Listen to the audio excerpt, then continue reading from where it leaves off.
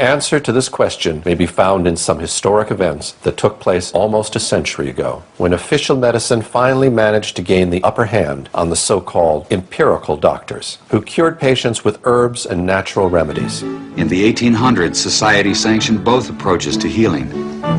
Patients had a choice of using either doctors, called allopaths, or natural healers, called empirics or homeopaths. The two groups waged a bitter philosophical debate. The allopathic doctors called their approach heroic medicine.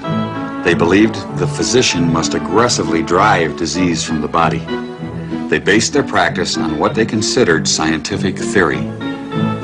The allopaths used three main techniques. They bled the body to drain out the bad humors. They gave huge doses of toxic minerals like mercury and lead to displace the original disease. They also used surgery, but it was a brutal procedure before anesthesia and infection control. Few patients were willing to have surgery. Most patients feared allopathic methods altogether. Satirists of the day remarked that with allopathic treatment, the patient died of the cure. Competing with the doctors were the empiric healers. Contrary to the doctors, they believed in stimulating the body's own defenses to heal itself. Instead of poisonous minerals, they used vegetable products and non-toxic substances in small quantities. They especially favored herbs learned from Native American and old European traditions. The empirics said they based their remedies not on theory, but on observation and experience. Satirists of the day added that with empiric treatment, the patient died of the disease, not the cure. And the balance of medical power remained equal until the turn of the century. Then, new medical treatments emerged that were potentially very profitable. The AMA joined with strong financial forces to transform medicine into an industry. The fortunes of Carnegie, Morgan, and Rockefeller financed surgery, radiation, and synthetic drugs. They were to become the economic foundations of the new medical economy. The takeover of the medical industry was accomplished by the takeover of the medical schools. Well, the people that we're talking about, Rockefeller and Carnegie in particular, came to the picture and said, we will put up money. They offered tremendous amounts of money to the schools that would agree to cooperate with them. The donors said to the schools, we're giving you all this money. Now, would it be too much to ask if we could put some of our people on your board of directors to see that our money is being spent wisely?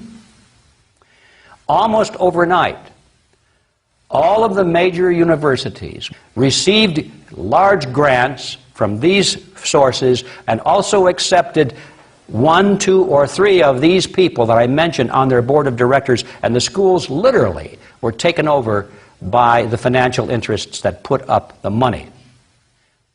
Now, what happened as a result of that is that the schools did receive an infusion of money. They were able to build new buildings. They were able to add expensive equipment to their laboratories. They were able to hire top-notch teachers. But at the same time as doing that, they skewed the whole thing in the direction of pharmaceutical drugs. That was the efficiency in philanthropy.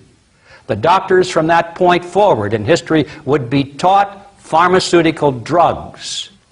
All of the great teaching institutions in America were captured by the pharmaceutical interests in this fashion.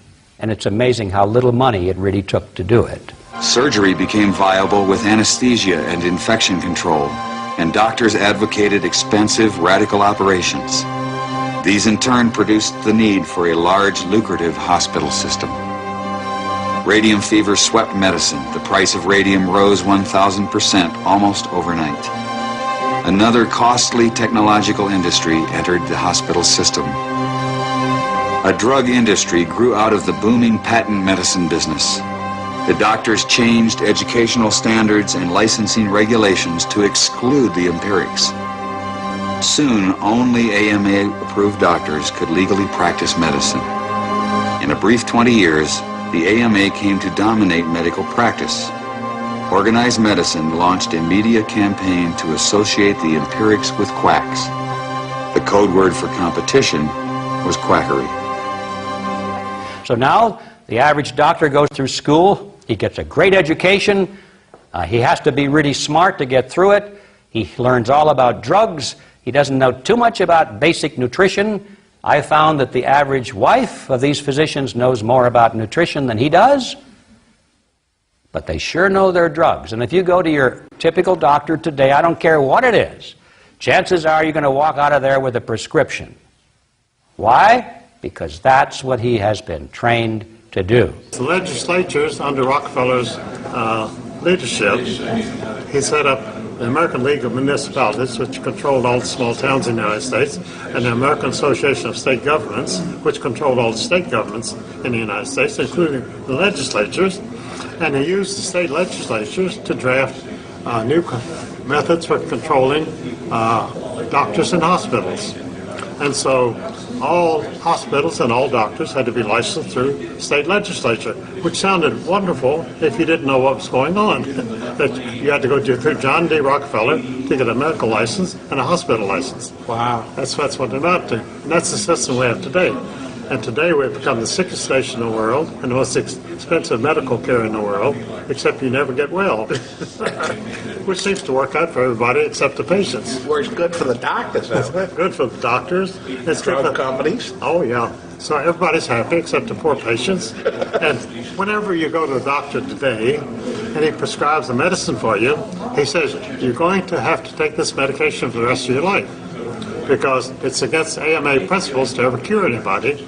They've actually brought doctors up on charges of curing people. And they've drummed some of them out of the AMA for that very reason, because you're curing people. Because this might be the right thing to do, but from a business standpoint, it's better to keep them sick and keep them buying the medicine, which they buy from the Rockefeller drug companies, and go to the Rockefeller hospitals, and everybody's happy. And now they have the scam where if you can't afford it, the government's going to buy the drugs from the Rockefellers and give it to you, right? Well, that's why they had the Medicare system, because they developed Medicare. You know, I point out in my book, Murder by Injection, that for many years the AMA spent millions of dollars in Congress to fight Medicare, because it was called government medicine, and they didn't want, the doctors were very independent, and they didn't want the government to control their business. Well, they wound up as employees of the government, and that's what they are. And now this new drug act, they're going to supply the drugs to the people that can't afford it with the taxpayers' money, but the drug companies will still get the money. They get the money. Yeah. Because a lot of the people who are buying drugs today and medications, like elderly people like myself, they couldn't afford the drugs, and so the government would pay for them. What a racket. Well, it shows that these people are good businessmen. Oh, very good. Yeah. They're not very ethical, though. Well, you and I could never think of such a diabolical plan.